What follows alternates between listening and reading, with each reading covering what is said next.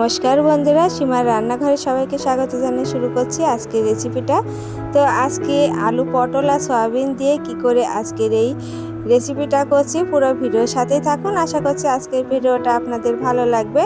তো আমি এই তো গ্যাসে একটা কড়াই বসিয়ে দিয়েছি এবং কড়াইটা গরম করে নিয়ে আমি জল দিয়ে দিলাম। তো জলটা একটু গরম হয়ে গেলে সয়াবিনগুলো সেদ্ধ করে নেব।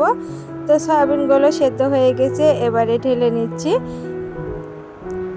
তো আবার ওই কড়াইতে আমি কড়াইটা গরম করে নিয়ে আমি পরিমাণ মতো তেল দিয়ে দিলাম।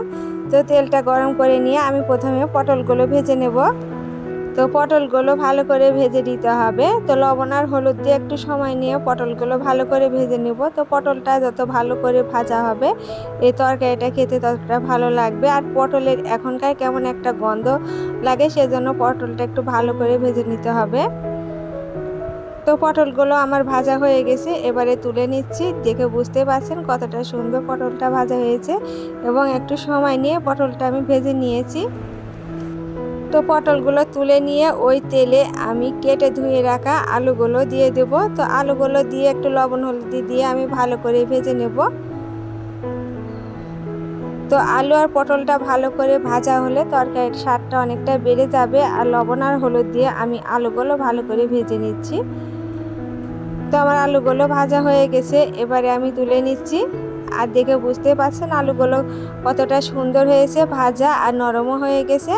তো অল্পতেই এই তরকারিটা হয়ে যাবে। তো ভাজাটা ভালো হলে খুব একটা বেশি ফোটানোও লাগে না। তো আমি আলুগুলো তুলে নিচ্ছি।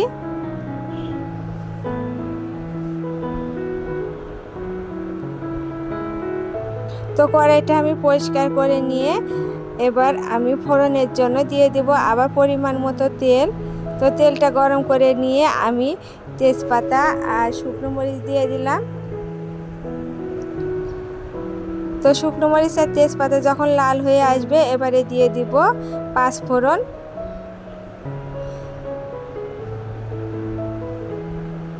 তো পাঁচফোড়নটা একটু লাল করে ভেজে নিয়ে আমি দিয়ে দিব আদা জিরা বাটা। তো আমি পাটে আদা জিরাটা বেটে নিয়েছি। তো আদা জিরা দিয়ে একটু ভেজে নেব। আর এবারে দিয়ে দিব 2 চামচের মতো ধনিয়ার গুঁড়া আর 1 চামচ দিয়ে দিব ঝালের গুঁড়ো। তো আমি পটল ভাজার সময় অনেকগুলো কাঁচামরিচ দিয়েছি। আর এবারে দিয়ে দিলাম হলুদ। তো মশলাগুলো আমি ভালো করে কষিয়ে নিব। তো চুলার হিটটা কম করে দিয়ে এই মশলাটা কষাতে হবে, না হলে পুড়ে যাবে।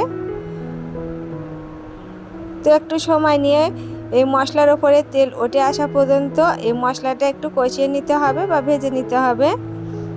তো বন্ধুরা, আমার আজকের এই রেসিপিটা আপনাদের কেমন লাগছে কমেন্টে জানাবেন। আর আমার চ্যানেলটিকে লাইক করে দেবেন এবং সাবস্ক্রাইব করে আমার চ্যানেলের পাশেই থাকবেন। আর পাশের বেল বাটনটা অন করে দেবেন, যখনই কোনো নতুন ভিডিও ছাড়বো সবার আগে দেখতে পাবেন। আর যারা ফেসবুক থেকে দেখছেন আমার আজকের এই রেসিপিটা লাইক এবং ফলো করে দেবেন এবং শেয়ার করে দেওয়ার অনুরোধ জানাচ্ছি।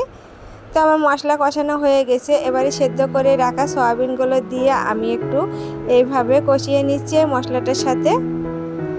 তো এবারে দিয়ে দিলাম ভাজা আলু আর পটল। তো আলু আর পটল দিয়ে এবারেও আমি এই সয়াবিনের সাথে একটু কষিয়ে নিয়ে পরিমাণ মতো জল দিয়ে নেব।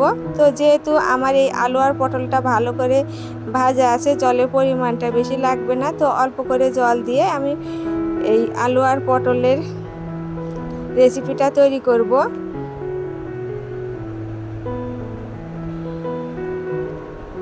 আর এই আলু আর পটল সয়াবিন দিয়ে তরকারিটা তেমন হবে না, রসা রসা করব। তো এই দিয়ে নিরামিষ দিনে রুটি পরোটা বা গরম ভাতের সাথে খেতে খুবই ভালো লাগে। তো আমি এবারে পরিমাণ মতো হলুদ দিয়েছি এবং ঝোলের জন্য আমি কিছুটা লবণ দিয়েছি, তো সেটা স্কিপ হয়ে গিয়েছিল। তো একটু ঝোলটা ভালো করে ফুটিয়ে নিয়েছি। আবার দিয়ে দিলাম চিনি স্বাদ মতো আর ভাজা জিরার গুঁড়া দিয়েছি। তো এবারে আমি কিছুক্ষণ ফুটিয়ে নিয়ে নামিয়ে নেব। আর দেখে বুঝতে পারছেন কতটা ঝোল ঝোল। তো এরকম রেসিপি যদি থাকে তাহলে নিরামিষ দিনে গরম ভাতের সাথে খেতে ভালো লাগবে, রুটি পরোটার সাথে খেতে ভালো লাগবে। তো অবশ্যই এভাবে তৈরি করে বাড়িতে খাবেন আর কমেন্টে জানাবেন আমার আজকের এই আলু পটল আর সয়াবিনের রসাটা কেমন হয়েছে। তো এই ছিল আমার আজকের এই ভিডিও। পরবর্তী ভিডিও দেখার অনুরোধ জানিয়ে এখানেই বিদায় নিচ্ছি। নমস্কার।